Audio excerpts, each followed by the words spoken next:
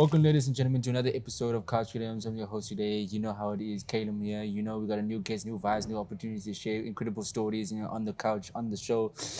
Yes, we're not alone. We're out here with AV on the decks. Aviwe. Like what the heck? You were nervous about I it. was like, let me not boss out. You didn't want to boss it. Yeah, I don't want to boss it. I was like, what a choluva. Kaluva.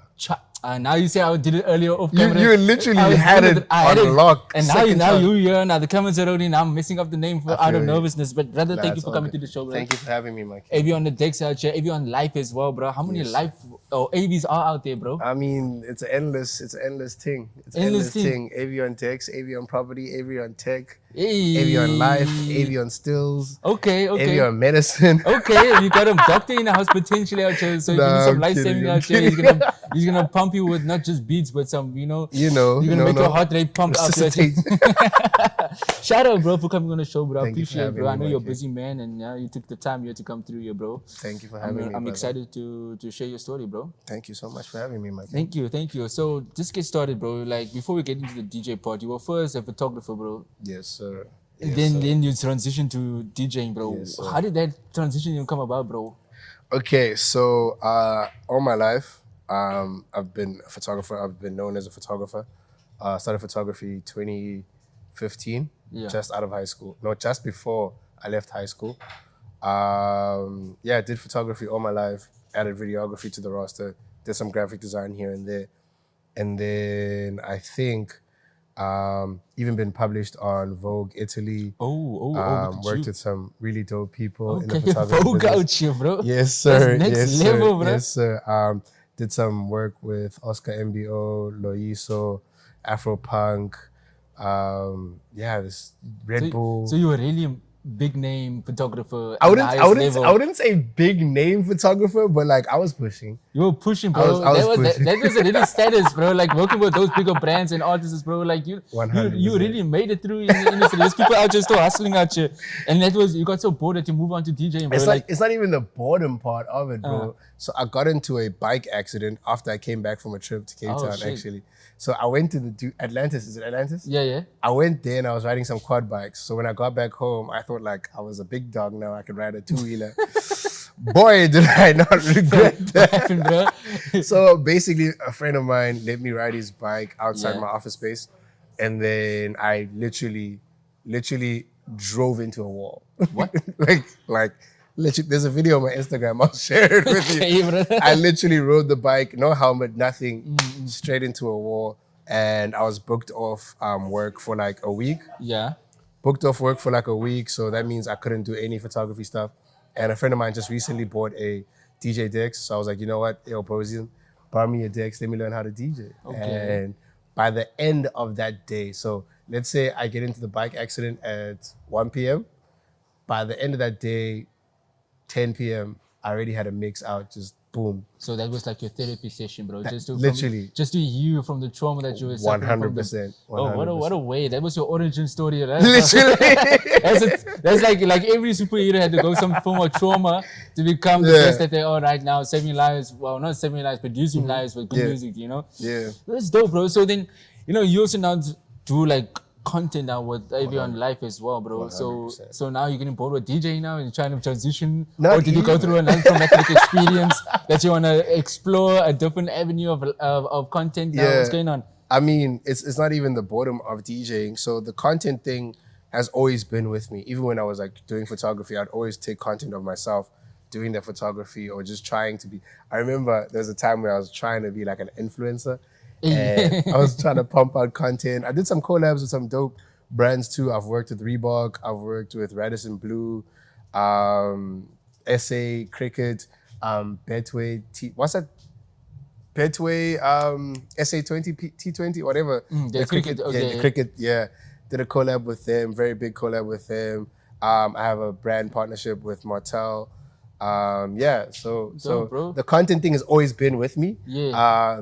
So I do content as a DJ, I do content as a influencer, creator also. Dude, where do you find the balance to do all those three things, bro? Like photography, DJing, and content. How do you find the time, bro? So to be honest with you, bro, you can't do all of them at the same time. Yeah. So sometimes you're gonna start slacking on one, to give attention on the other. Yeah. So it's a matter of, if you try to do all of them, you're gonna burn yourself out. For sure. So at certain times you have to realize, okay, cool, I'm gonna focus on the DJing thing right now and trying to push that because that's giving me the returns at the current time. Yeah. And then when the photography thing is giving me more returns, I'm gonna slow down on the DJ bookings, maybe not take as many as I used to, and then focus on that. And then with the content thing, I mean, when collabs come, I'm gonna take it. For sure. When I'm bored and I don't have either photography or DJing gigs, yeah, I'll do the content. Okay, so out of the three, which one do you love the most?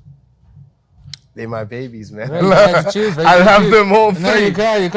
I love them all three. You have to three. choose, right? You have to choose. Damn, I'm not gonna lie. As of late, I've been showing a lot of affection to DJing a lot. Of course, bro. Yeah, more of your stuff is there, bro. All of your work is related to DJing stuff, bro. It's only now that life on Avion Dex is like showing some good like progression. 100.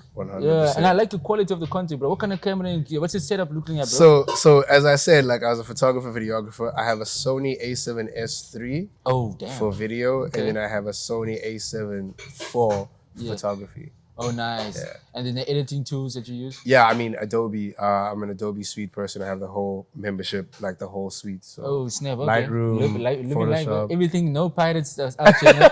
No, nothing about pirating. You're not going to have crack versions out It's here. hard to pirate on Mac's new chip. Okay. I don't think anyone's been able to crack any of the M2s, M4s. So damn.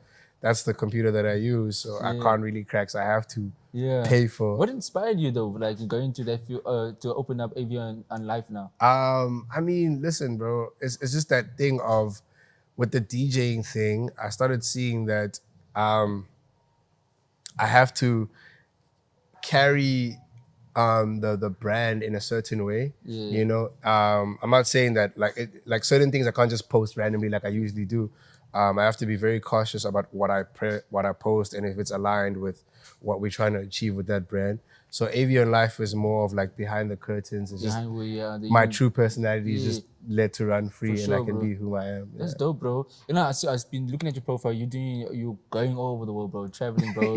through the DJ, bro. And I'm assuming Avion Life is going to be showing all the behind the scenes of that stuff. 100%. But just to go into the music part again, like, what's the crazy things have you seen across the world with DJing, bro? Like, how's the crowd that side when you're performing? I mean, so far I've been to how many countries? I've been to Zimbabwe, I've been to Doha, I've been to London, I've been to Dubai, I've been to Turkey. Bro, how long you been in the industry now, bro? I've been DJing for 2 years. I think. 2 years? These niggas out here that are DJing for the whole entire 10 years, bro, and you're out here traveling, bro. What's the secret, bro? What are you doing that those veterans are not doing right, bro? I think I don't know in terms of what they're not doing right. For me personally, it's just a matter of I've always believed in opportunity needs preparation.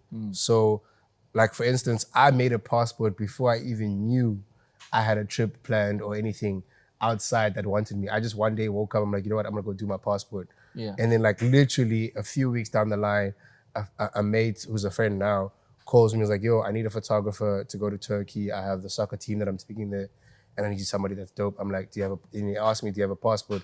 Because we need to leave in like 15 days. I'm like, yeah, I do have a passport, funny enough. And that's how I bagged my first trip. Had I not prepared and got myself my passport, I wouldn't have been able to go to that trip. But that was for photography. That was for photography. And then with DJing, it's like I have this rule where I always keep my sticks on me because I never know what might happen. First time I got to get a taste of playing at Rocky and the Daisies, it was the Joburg version of it. And it was at the Red Bull Marquee thing. And I overheard one of the Red Bull guys saying that one of their DJs dropped them and they're not putting through anymore. By luck. By luck. And I had my sticks on me. Snap, always so I'm prepared, like, bro. yo, bro, I got my sticks. I'm ready to go. And the nice thing is I was rolling with my homegirl, Megan, and her friends. And it was like 5 gorgeous women. And then they were like, oh my gosh, he's so good. Put him on, put him on. Snap. So the guy was literally convinced, like, okay, cool. Gorgeous lady saying he's good. Okay. He put me on and I rocked it, bro. That's so dope, man. Just the right timing, I guess, you know? 100%. Flip, man. No, just to see how photography can lead into different avenues that you can take into, you know, you open doors for yourself, you know, to just to make sure you like skilled in all facets in the entertainment world, bro. 100%. You think that is one of the the skills that you should have for anyone in the creative aspect, just to make sure that you fully equipped with a lot of things that you can do, so that whenever the time is needed, you can, tap in and take the I opportunity. mean, listen, man, if the passion's there, because I lead with passion with whatever I do, you know. If something excites me and I'm passionate about it, I'm gonna go do it, you know. So with photography, it happened to just be a very dope skill to have, because now as a DJ, I know what I'm looking for when I'm hiring a photographer to take pictures of me. And at the same time, it's like I'm not bound to one revenue stream, you know. So when things are looking dry this side, I can just go do photography, and when things are looking dry that side, I can host the events, and things are looking dry that side, I'm gonna do content on myself, you know. So there's just multiple streams of income. For sure. And speaking on events, I've seen on your profile that you're hosting events as well. Tell us more about the name and the brand. What's the vision going on behind? So with events, I started events. I'd like to say first time working on events was 2017, 2018. It was a brand called 20 something. And the concept of it was basically everything was surrounded by, was conceptualized around 20.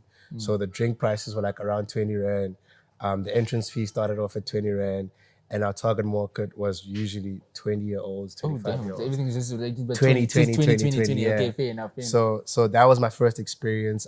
For there, I was the head of photography and videography, and I was doing graphic design for that event. Nice. So with that, I just looked at the guys that I was working with, and I was just soaking up information on how to like put an event together. So how to get sponsors, how to book a venue, where to get sound. And I was just absorbing that for like a good 2 years. And then COVID hit, we couldn't do events. And then after COVID, I was pushing a lot of photography. And I remember it was winter when my baby Afro Capital was conceptualized. And this was like at the beginning of the boom of Afro House. Like Afro House was starting to take off. So we created this event called Afro Capital, which is basically like the concept is to have a place for people of all ages to come together and experience what the sounds of Africa sound like. So that would be like Amapiano, Pom, Afro House, Afro Tech, anything that's really coming from the motherland, Afro beats, you know. So that's what we've been pushing. We're pushing the baby now for like 2 years, if I'm correct. Yeah, 2 years. It's our third year. I think it's going to be our third year. So it sounds like you have like a huge team behind Africa. Yeah. I have my business partner, Takun De Vega, Lihle Menziwa, and and then I have people that help us in different aspects. So Takun has his team that help with the venue that he runs, and then I have my team with the creative studio that I have that help me put together the event also. Nice. So when is the next Afro Capital event? Afro Capital event, the next one. So putting you on the spot out here, You're putting me on the spot, and you should you know, know what? No? You should know. Depending on when this thing is gonna air, we're actually trying to have our first one in Cape Town. Oh damn! Because most of the hosts in the Eastern Cape. Eastern Cape, yes, Port Elizabeth to be exact. So we're trying to have our first one in Cape Town on the 18th of April. Oh. So we're still shopping around for some venues. Guys, you're hearing for yourself. So you're hearing here first. So if you'd like to experience what we have to offer, we're trying to bring a taste of Gqeberha to Cape Town. And 18th of April, that's the date that we're looking at.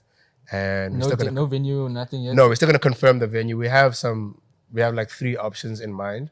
I don't want to say any of them just in case we don't end up going with them. But the date is set, and we're gonna bring a special guest with us also. So exciting times out here. Avion Decks out here. Watch your space. You don't want to miss anything out with Afro Capital. It's gonna be fire. It's gonna be lit, bro. Yes, brother. Sir. I'm super excited for you, bro. Thank you so much, brother. Anything to close off, brother? Anything that you close off to before we end the show out here, like with Avion on Decks and Avion Life. Yes, we joked earlier about what's next, you know. Yeah. But honestly speaking, what's really next for you? Because what's the vision? Because obviously you're not gonna be chilling, doing DJ for the rest of your life, you know. Yeah. I mean, listen, man. For me, at the moment, I'm really, really enjoying the DJing thing. I just want to take it to higher and higher platforms, you know. My goal is always to end up in Ibiza. Okay, we manifest that for you, bro. We manifest putting more than booty on you, bro. Yes, sir. Let's go. So I'm trying to get a gig in Ibiza, and a number of other places. Like I'm trying to go to China. Why China, bro? Why China? Like, Um, I don't think they like Afro that side. I can't Hong picture- Kong. Okay. Hong Kong specifically. Okay. I would love to go Don't to they Hong have, Kong specifically. what do you call it? C music or something. Chinese. I don't know. I'm trying to figure out. It's Nah, K-pop, K-pop or I something. mean, I've been sussing a lot of people that are into Chrome. And I'm like, with me, like, I don't try to box myself in one genre. Yeah. You know, I'm really into literally a lot of sounds. I'm influenced like by. I used to crump at some point. Damn, you in were a my dancer, life. bro. Yeah, I used to crump at some point in my life. So I've never really boxed myself in. So, and I've been seeing the Chrome scene has been picking up in China, Hong Kong specifically, and I think South Korea too. So there's a number of places I've been eyeing, and I want to go there and go try it out. So Okay, no, I wish you all the best, brother. thank you so much. Thank you so Mikey. much for coming on the show, my Thank you brother. for having me, You're my welcome, king. brother. All the best for you, Thank you, my guys. This brother. is Avion Dex. Thank you for watching, and we'll see you on the next episode. Peace. Yes, sir.